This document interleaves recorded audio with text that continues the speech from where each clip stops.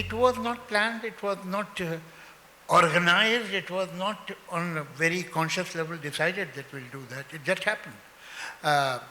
Incidentally, the first job I got in film industry was with Mr. Kamal Nuri for 50 rupees. Then I jumped to 100 rupees in Mr. S.M. Sagar's film, where I was an assistant director. Besides that, I was writing dialogue also, because no other writer was willing to write the dialogue of सरहदी लुटेरा.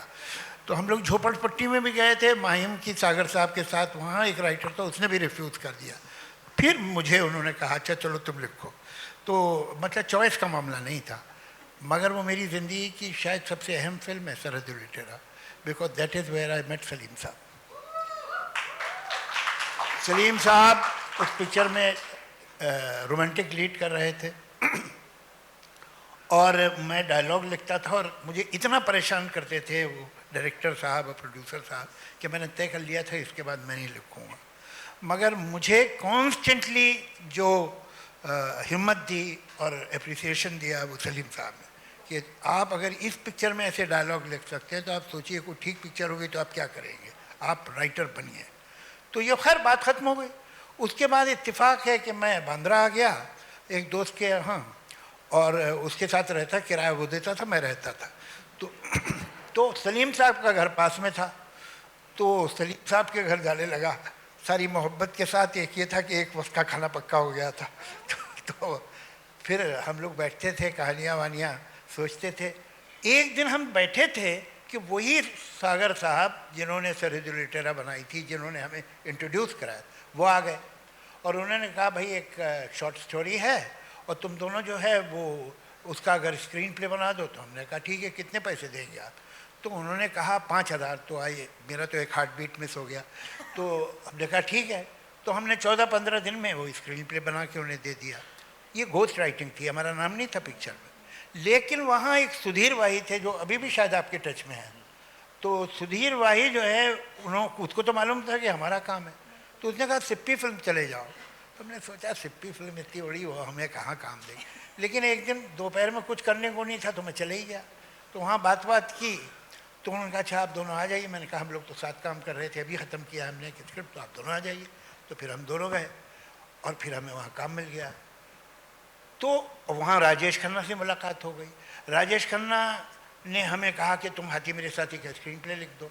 तो कोई ऐसा दिन नहीं था, कोई ऐसा टाइम नहीं था जब हम दोनों ने बैठ के तय किया कि अब हमें पार्टनर हो जाना चाहिए. It just grew, it happen like that. और फिर तो आपको पता ही है, मुझे बताने की ज़रूरत नहीं है, rest is history. I've liked all the films, but for me, Diwar, Zanjeer, Dawn, Sholay, अब कितने नाम ले कि जब हम we produce a film, I'm sure even Farhan and Zoya must be revisiting all their films. जब से कुछ समझ में आया तो सलीम जावेद ही समझ में आए, बाकी के कोई नहीं समझ में आया. Two people writing, giving hit after hit, hit after hit, hit after hit, and now they have to refuse a lot of producers, a lot of actors. तो वो वहाँ से आता है कि ये लोग अपने आप को समझते क्या, इनका दिमाग ख़राब हो गया है. दिमाग इनका नहीं ख़राब हुआ था, दिमाग इनका चल ही रहा था और बहुत अच्छे तरीके से चल रहा था क्योंकि ये हिट पे हिट दिए जा रहे थे. और जिनके साथ ये काम नहीं कर पाए फॉर डेट्स और प्लॉट पसंद नहीं आया, फॉर व्हाटएवर, शक्ल पसंद नहीं आई, जो भी है, कैरेक्टर पसंद नहीं आया, वो उन्होंने इनको टैग कर दिया कि इनका दिमाग ख़राब था. लेकिन एक्चुअली इनका नहीं था. जिन्होंने इनको ये बोला है वो उनका दिमाग ख़राब है. You know, one thing I've worked with a lot of writers, and so has Farhan, with a lot of writers, they write. Salim Javed thought.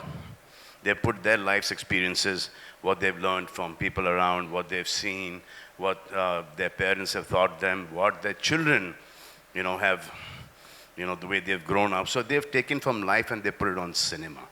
The rest of the writers, cinema se utha ke cinema mein dala hai. God makes men. They don't want to be men anymore. He makes a lot of men. But in this generation, they don't want to be men. These two here, my father and Javed Sahab, they're men, they're still men because they want to be men. was Zoya's idea. I mean, even when she had the idea first, she knew that it will be called Angry Young Men. Oh, amazing. Yeah, and we discussed it back in 2018. She already knew it's Angry Young Men. Thank And I you thought so it's a fab name. Truly is. Yeah, Thank you. it epitomizes everything the docu-series is about. Yeah. I think, I mean, this documentary is aptly titled Angry Young Men because they brought their life experience, their voice, their identity into the character that we've all come to know as Vijay. And that's left like a lasting impression on all of us. But I mean, all of it, their work is absolutely spectacular. It speaks for itself. You know, I've watched all their work umpteen number of times. So be it Sholay, be it Diwar, be it many films. But the one that I think I've watched the most that they worked on was a film called Kranti, which I watched, I don't know, maybe like 300 times. I saw that film. It was highly entertaining. I don't know if they will be happy that that was my first choice of Kranti. You know, I think all of us who grew up in the 80s and were children of the product of films that were made in the 70s, we all carry the legacy of Salim Javed within us. It's not about just being a part of their family. It really is, as audiences, as viewers, the impact and influence of their film on all creative minds was just, it's undeniable. You know, so it has influenced my work. When I write scenes, I mean, it's not about emulating or copying consciously, but there is a certain darja, for the lack of another word, you know, that was given to the parts that they had written. And every character contributed in some way, had a personality, had a way of speaking, had a moment in the film. And I think that is subconsciously kind of come into the kind of writing that we do. हमारे बच्चों ने, सब बच्चों ने बड़ी अच्छी अच्छी बातें हमारे में कही, लेकिन सच ये है कि तो बहुत छोटे थे, नहीं क्या कितना याद है कितना नहीं, हम तो बड़े थे, हमें याद है ज़्यादा इन बच्चों के बारे में. मैं सलीम साहब से जब पहली बार मिला था तो Salman was not even 1 year old, 65, he was not 1 year old. और ये जो अभी इतने हैंडसम लग रहे हैं, ये कोई अभी की बात नहीं है, बचपन से ही खूबसूरत थे. तो ही was a exceptionally good looking child. और एक ब्लैक एंड वाइट तस्वीर आपके लिविंग रूम में हुआ करती थी, छोटी सी फ्रेम में, सलमान की, पता नहीं अब है, खो गई, कहाँ है. फिर ये सब तो बाकी बच्चे तो मेरे सामने पैदा हुए हैं. अच्छा, कमाल क्या है कि Salman today he is the he man, he is the dashing hero. ये इंतहाई शाय, बहुत ही कम बोलने वाला, बहुत चुपचाप रहने वाला बच्चा था. जो बदमाश बच्चा था वो वहाँ बैठा हुआ है. ये he was a regular seducer. Salim sahab के घर में जो भी आता था कि ये तुम्हें पता नहीं है तुमने क्या क्या किया 6 बरस के बाद. ये जो भी इनका सलीम साहब का दोस्त होता था, ये उससे एक स्पेशल रिलेशन बना लेते.